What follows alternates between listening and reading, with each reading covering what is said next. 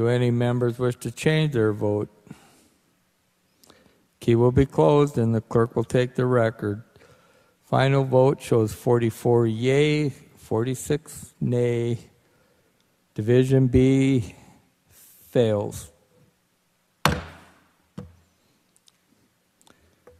House will now be on the, let's see, Division A. Okay, the House now has before it, on the sixth order, Division A, which is the only one that survived. No, excuse me. Division B failed, so the House will be on the 14th order of business. And the House has before it Senate Bill 2137.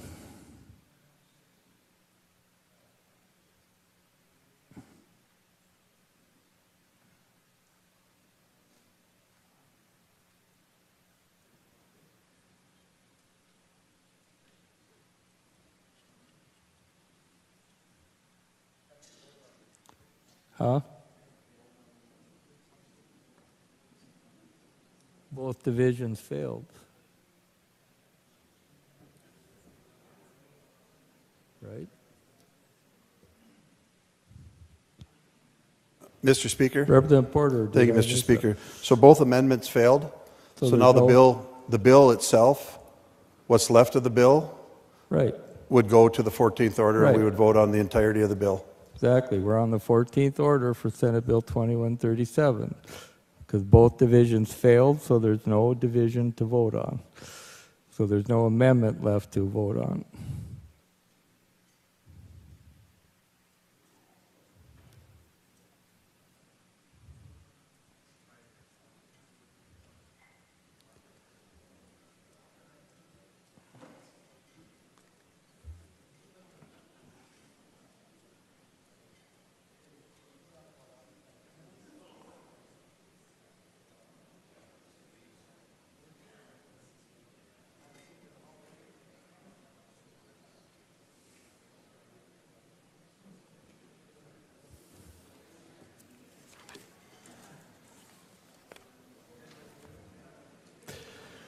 The House has before it on the 14th order Senate Bill 2137, which has been read. Mr. Chief Clerk. Thank you, Mr. Speaker. Integral Senate Bill 2137 was introduced by Senator Boehm and other House and Senate sponsors. Integral Senate Bill 2137 is a bill for an act to create and enact a new section of Chapter 20.1-05 of the North Dakota Century Code relating to the use of supplemental feed for hunting and to provide for an expiration date. Mr. Speaker, your Energy and Natural Resources Committee recommends that Senate Bill 2137 do pass with 8 yeas and 4 nays and 1 absent or excused and not voting. Mr. Speaker. Representative D. Anderson. Thanks, Mr. Speaker and members of the House.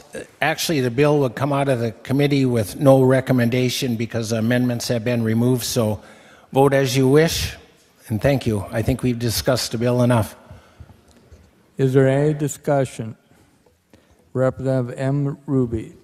Thank you, Mr. Speaker and members of the Assembly. So I'll give the proponent side of it, I guess. So we allow supplemental feeding year-round. We have a hay deprivation program where Game and Fish can put any amount of feed out to keep deer away from hay reserves for ranchers. A landowner can leave strips of crop up during harvest and shoot deer out of that, or plant specifically for that reason without penalty. There's also feeding intended for cattle and a ton of other different situations where deer are congregating, not even mentioning, well, I guess I'll mention it now, but their natural tendency to congregate. So we have these situations and it's fine to bait. But once you put feed on the ground with the intent to hunt over it, it's not okay. This baiting ban from Game and Fish isn't about chronic wasting disease. It's about whether or not the department thinks baiting is ethical or not. Every state that has had chronic wasting disease has followed these same mitigation steps, and every state has failed to stop the spread. Game and Fish isn't even trying to attempt something different here. They don't have data that shows that banning baiting does anything to prevent the spread. Limiting the options is only going to force deer together in more instances. This approach goes against everything that they claim is the issue. If you take a look at what other states have done that have had the big decreases in the deer populations, you will almost always see culling of the herd being a part of their mitigation plan. Chronic wasting disease and baiting didn't drop the numbers, the state did. The other thing that gets ignored when opponents talk of this bill is the populations of other big game.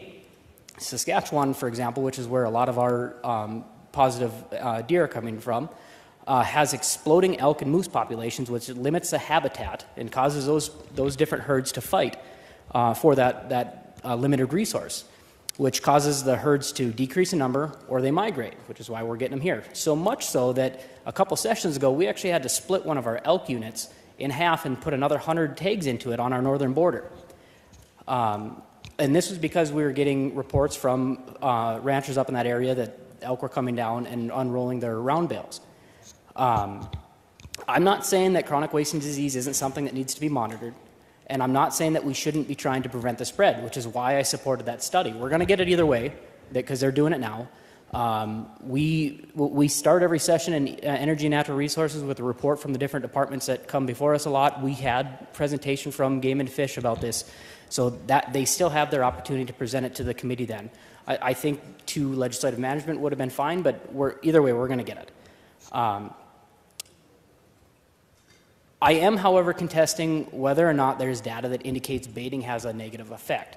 Now, I don't have the master level certification on this topic that the bill carrier had, but I have yet to find any study that proves a negative effect of baiting, because none of the studies take a look at a holistic look at all the different aspects that go into this. And if you take that look at all of it, you'll start to see different things that get left out of reports that indicate why there's a reduction in herds, which is where I talked about the culling of herds and the other populations. But without a holistic look, the studies are worthless. So we take away Game and Fish's ability to ban baiting. That is one step in their thing that they don't, in their toolbox, that they don't even have the data to back up that it makes that big of a difference, if any at all. So I think we can vote on this bill. They're still going to have an ability to monitor and take a look at other options. We discussed a ton of different options last session, and none of them even got picked up. None of them got considered by Game and Fish. So there's options out there.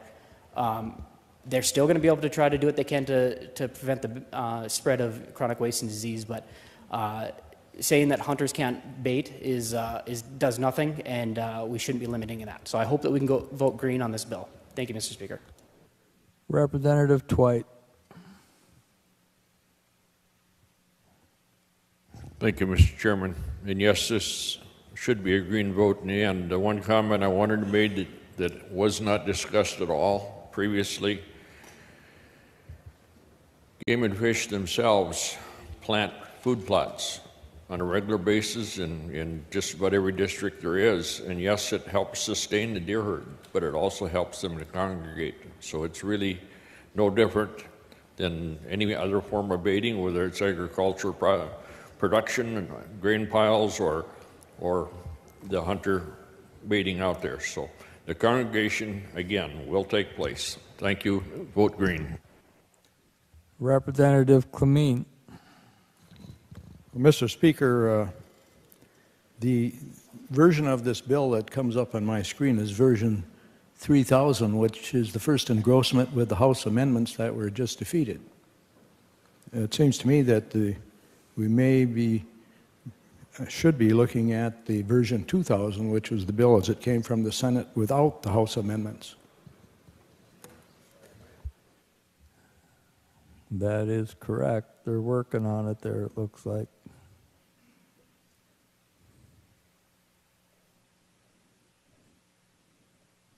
Is everybody clear what version we're actually voting on? So we're okay to go forward instead of waiting for the laws to pick up? Okay. Representative Porter. Thank you, Mr. Speaker, members of the Assembly.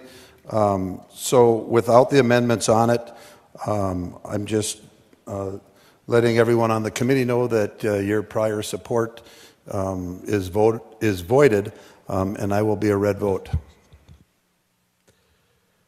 The House has before it for final consideration Senate Bill 2137.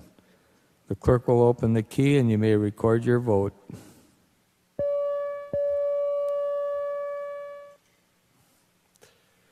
Has every member voted?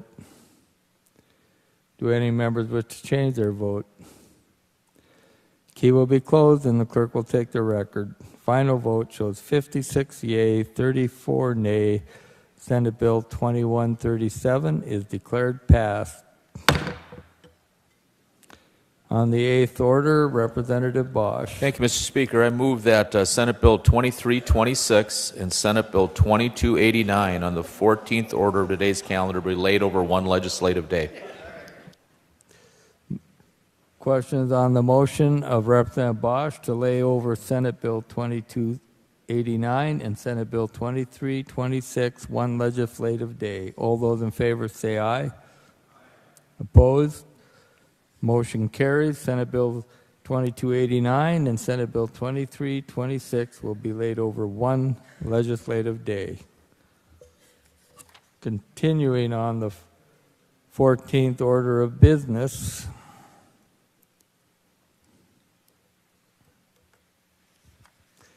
The House has before it on the 14th order Senate Bill 2325, which has been read. Mr. Chief Clerk. Mr. Speaker, Senate Bill 2325 is a bill for an act to create and enact a new section of Chapter 47-05 of the North Dakota Century Code relating to non-federal easements granted on wetland areas. Mr. Speaker, your Energy and Natural Resources Committee, Representative Porter, Chairman, recommends do not pass on Senate Bill 2325 by a vote of 12 yeas, 0 nays, and 1 absent or excused and not voting. Mr. Speaker. Representative D. Anderson. Thanks, Mr. Speaker. Senate Bill 2325 received a 12-0 do not pass out of the committee. What this bill did was a property owner would grant an easement within a wetland of this state to any person except the federal government. The grantor of the easement shall request the Department of Water Resources or their appropriate federal agency to determine the ordinary high water mark of the area subject to the easement. The high water mark determination from the Department of can either be from the Department of Water Resources or their appropriate federal agency. The high water mark is basically when you have a high water period, that's where the water level is. What this bill did, it wants you to measure all the sloughs and small areas if somebody has a problem with the water backing up on their land. And we just felt that in order to do this, it would take a lot of money and it would be difficult to do because you can get a 7-8 inch rain in an area and you're going to see a high water mark, but it'll probably disappear in a couple of weeks. So it's almost impossible to measure this accurately. For that reason, we voted no.